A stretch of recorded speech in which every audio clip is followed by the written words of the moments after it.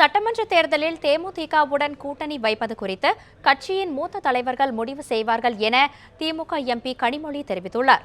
இதுகுறித்து நமது டெல்லி செய்தியாளர் ஸ்டீபன் நடத்திய கலந்துரையாடலை இனி பார்க்கலாம். மாறா பிரதமர் நரேந்திர மோடி அனைத்து கட்சி கூட்டத்திற்கு இன்றைக்கு அழைப்பு விடுத்திருந்தார். நீங்கள் எல்லாம் கலந்து கொண்டிருக்கிறீர்கள்.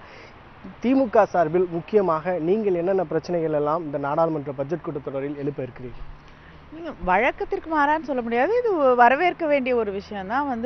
பாராளுமன்றம் சுமூகமாக நடைபெற வேண்டும் என்பதற்காக தான் பிரதமர் அவர்கள் இந்த அனைத்து கட்சி கூட்டத்தை அழைத்திருக்கிறார்.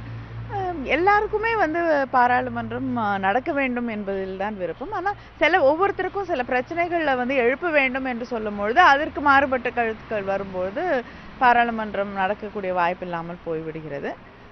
இப்பொழுது நாட்டில் முக்கியமாக இருக்கக்கூடிய பிரச்சனைகளை விவாதிக்கிறதுக்கான ஒரு வாய்ப்பு வேண்டும் என்றும், அது மட்டும் இல்லாமல் திராவிட முன்னேற்ற கழகத்தை பொறுத்தவரை தமிழகத்தில் தமிழர்களையும் தமிழகத்தையும் பாதிக்கக்கூடிய பிரச்சனைகளையும் விவாதிப்பதற்கு வாய்ப்புகள் வேண்டும் என்றும் கேட்டிருக்கிறோம்.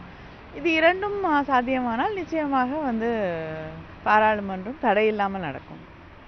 திமுக காங்கிரஸ் கூட்டணி தற்போது உறுதியாக இருக்கிறது. தேமுதிகவும் இணைய வேண்டும் என்பது உங்களுடைய கோரிக்கையாக இருக்கிறது.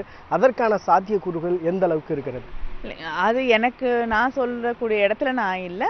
அது கட்சியின் தலைவர்கள் முடிவு பண்ண வேண்டிய ஒன்று.